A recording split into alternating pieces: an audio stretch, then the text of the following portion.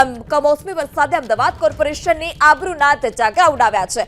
અમદાવાદના ગોદાવી અંડરબ્રિજમાં વરસાદી પાણી ભરાયા। અંડરબ્રિજમાં પાણી ભરાતા વાહનો બંધ પડ્યા। વાહનોની નંબર પ્લેટ પણ નીકળી ગઈ હતી। ગોદાવી અંડરબ્રિજ જાણે સ્વિમિંગ પુલ બની ગયા હોય તે પ્રકારના આ દ્રશ્યો છે। પાણીના નિકાલની વ્યવસ્થા ન હોવાથી વાહન ચાલકોને હાલાકી। તો અમદાવાદના ગોદાવીમાં આ પ્રકારની સ્થિતિ છે। અંડરબ્રિજની આ પ્રકારની સ્થિતિ અને કોર્પોરેશનની જે કામગીરી છે તે ફક્ત અને ફક્ત કાગળ પર જોવા મળી અને આ શર્મજનક કામગીરી કોર્પોરેશનની।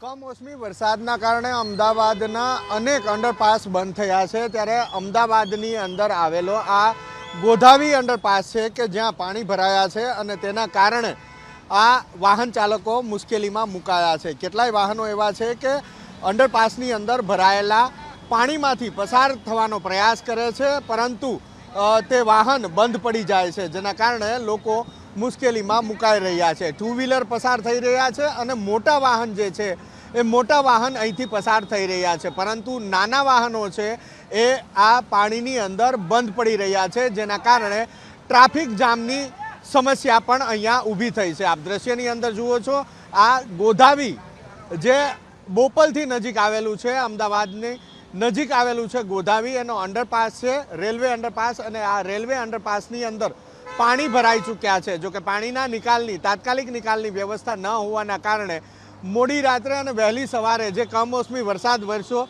તેના કારણે પાણી ભરાયા અને આ પાણીમાંથી પસાર થતા અનેક વાહનોના નંબર પ્લેટ છે એ નંબર પ્લેટ પણ નીકળી ગયા છે અને વાહનો બંધ થવાના કારણે એ વાહનમાંથી પસાર થતા લોકો મુશ્કેલીમાં પણ મુકાયા છે। તો આ રીતની પરિસ્થિતિ અમદાવાદ શહેરની અંદર જોવા મળી છે।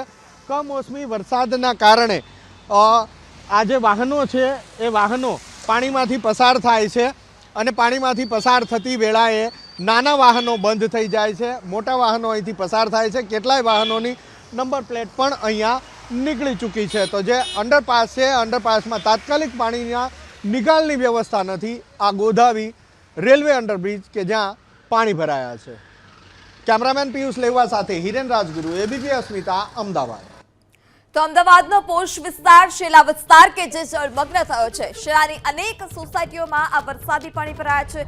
સોસાયટીના ગેટ પાસે પાણી ભરાતા બહાર નીકળવું પણ મુશ્કેલ છે। આ દ્રશ્યો સામે આવ્યા શેલાની અનેક સોસાયટીના કે જે ઘૂંટણસમાં પાણી આ ભરાઈ ચૂક્યા છે। ધીમી ધારે વરસાદ આખી રાત અમદાવાદમાં વરસ્યો હતો, પરંતુ થોડા જ વરસાદમાં આ પ્રકારની સ્થિતિ અમદાવાદ શહેરની જોવા મળી રહી છે। સ્માર્ટ સિટી કહેવાતા અમદાવાદ શહેરની આ હાલત કે જે અનેક વિસ્તારમાં ઘૂંટણસમાં પાણી ભરાયા છે।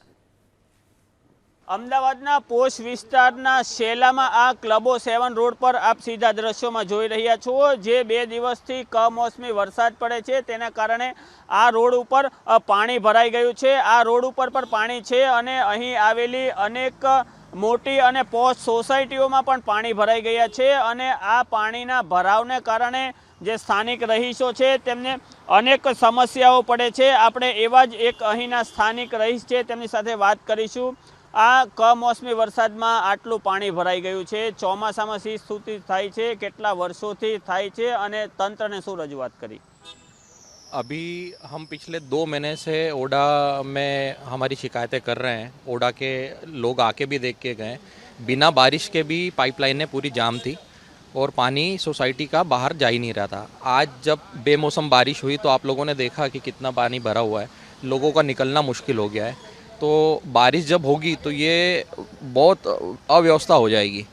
इसमें 2 से 3 साल हो गए हैं, सब लोगों ने सारी रजूआत की, ओडा के चेयरमैन भी आके गए, हमारे धारासभ्य वगैरह सब सारे लोगों ने इसमें देखा है, लेकिन अभी तक इसका कुछ निकाल नहीं आ पा रहा है। मेरा तो सिर्फ एक ही गुजारिश रहेगा कि जल्द से जल्द इसका कुछ निकाल लाए और रहवासियों को इसकी थोड़ी राहत मिले यहाँ पे पानी से। आगे पाइप भी रोड पे खड़ी हुई है, कौन सी पाइप? वो स्टॉर्म वाटर पाइप है या क्या काम क्या चल रहा है? आगे थोड़ा वो पाइप भी है, मशीनरी भी खड़ी है, वो पूरा क्या मामला है? ये हमारे माननीय अमित जी शाह ने जो मेन गटर लाइन का व्यवस्था चालू किया है, उसके अंतर्गत शेला विस्तार की जो लाइन है, अभी यहाँ पे पुरानी गटर लाइन डली हुई है जिससे ये प्रॉब्लम आ रही है। आगे जो लाइन जो डल रही है, इस लाइन के आने के बाद में फिर शेला विस्तार में राहत होगी। जब तक ये लाइन नहीं डलेगी, जब तक कुछ टेम्परेरी व्यवस्था हो, ऐसा मेरा निवेदन है सरकार से कि ये थोड़ा पानी निकालने की थोड़ी व्यवस्था कर दे। लाइन डालने के बाद में शेला विस्तार में काफ़ी राहत हो जाएगी। જી, આ હતા સ્થાનિક રહીશ. તેમણે સ્પષ્ટ જણાવ્યું કે આગળ સ્ટ્રોમ વોટર ડ્રેનેજ લાઇન સહિતની જે પાણી નિકાલની વ્યવસ્થાઓ છે તેનું કામ ચાલી રહ્યું છે, પરંતુ તે કામ પૂર્ણ થાય તે પહેલાં આ લોકોને પાણી ભરાવથી રાહત મળે તે માટે કોઈ વૈકલ્પિક વ્યવસ્થાની પણ સ્થાનિક લોકો દ્વારા માંગણી કરવામાં આવી છે. સરકાર દ્વારા વર્ષોની આ પડતર માંગણી અંગે કેવા પગલાં ભરવામાં આવે તે પણ જોવું રહ્યું. કેમેરા પર્સન મલય સાથે ચેતન બાંભણિયા, એબીપી અસ્મિતા, અમદાવાદ.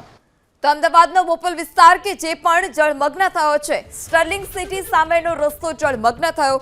વરસાદ રોકાયા બાદ પણ જળબંબાકારની સ્થિતિ જોવા મળી છે. માર્ગો પર પાણી ભરાતા વાહન ચાલકોને પણ ભારે હાલાકી ભોગવવાનો વારો આપ્યો.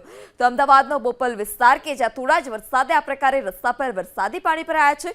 સ્ટર્લિંગ સિટી સામેનો આ રસ્તો કે જે જળમગ્ન થયો છે, રસ્તા પર પાણી ભરાતા જ જે વાહન ચાલકો હતા તેઓને પણ હાલાકી ભોગવવાનો વારો આપ્યો.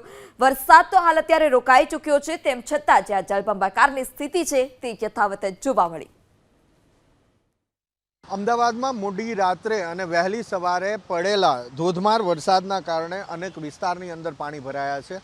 હાલ જે દ્રશ્ય આપ જોઈ રહ્યા છો એ બોપલ વિસ્તારના દ્રશ્ય છે. બોપલમાં આવેલા સ્ટર્લિંગ સિટીની સામેથી પસાર થતા રોડના આ દ્રશ્ય છે, જ્યાં ઉમિયા માતાજીનું મંદિર પણ આવેલું છે. એક તરફનો આ રોડ પાણીની અંદર ગરકાવ થઈ ગયો છે.